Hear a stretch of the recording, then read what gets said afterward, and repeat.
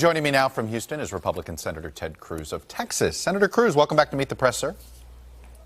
Chuck, always good to be with you. Let me start with the fact that you're in Houston and not here. And you're not the only one. I'll have Senator Kaine on. He's coming to me from Richmond and not here. Why isn't the United States Senate here, sir?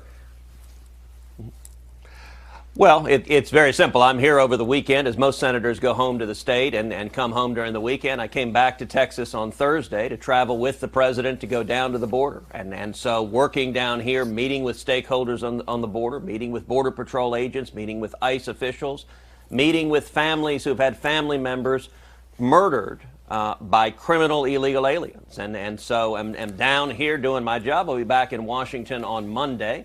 I hope on Monday what we'll see is finally Washington coming together and opening up the government. What that's going to take is for the Democrats to move off the position that they've been taking so far of no compromise, no movement. Their extreme position, they've got to be willing to give in on. Does the president, though, need to move? He hasn't moved at all publicly, and it's not clear what the offers are it's other than concrete to steel. Chuck, that's actually not accurate. The president has said over and over again, I've been in the room when he said it, that he's more than willing to compromise. He's more than willing to meet in the middle. The reason we have a shutdown is, let's go back to December. In December, the then Republican House passed funding for the entire federal government. It included $5.7 billion for an additional 234 miles of steel barrier.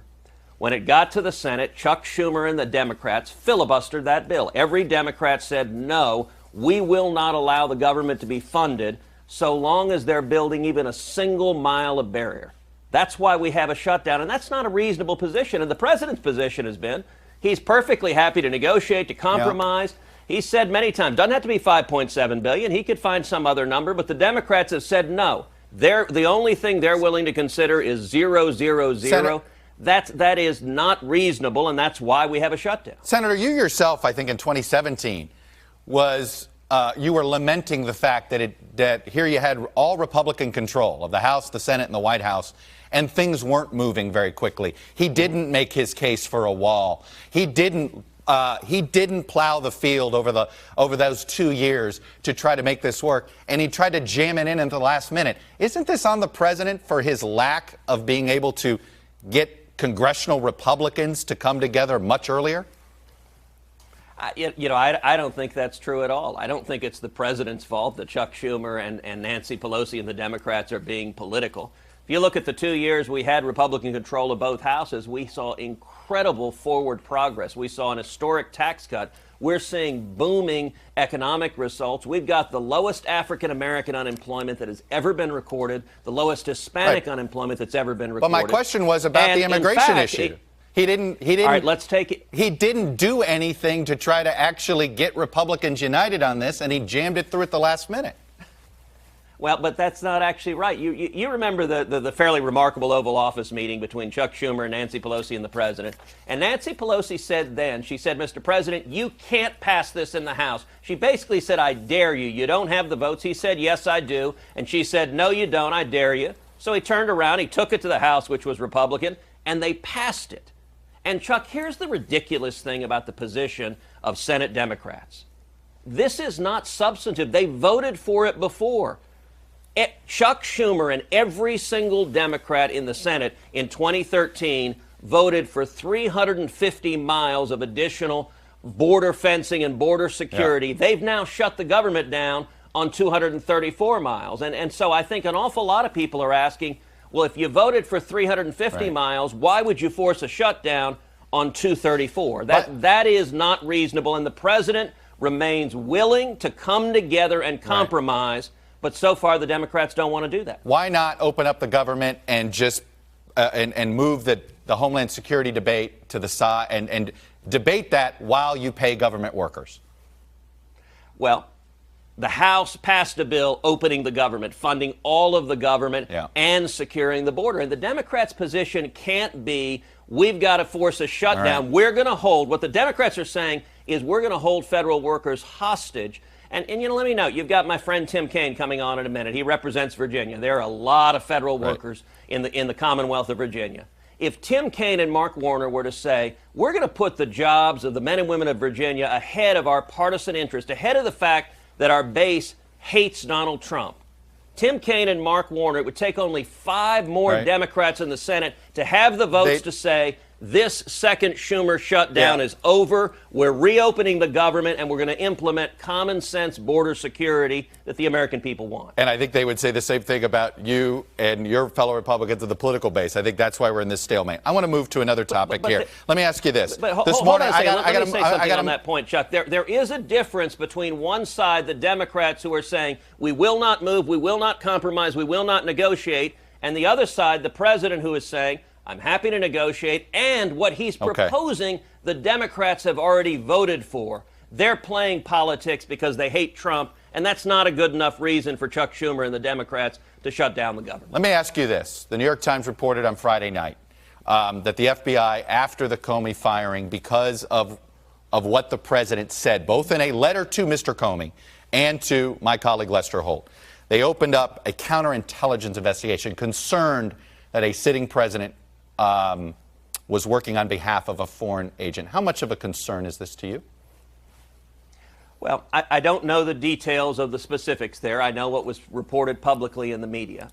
And I sit on the Senate Judiciary Committee, so we will consider any allegations that come forward. But I'll tell you, Chuck, something that is really interesting. You and I all work in Washington, but I also come back to Texas just about every week. I'm back outside the Beltway.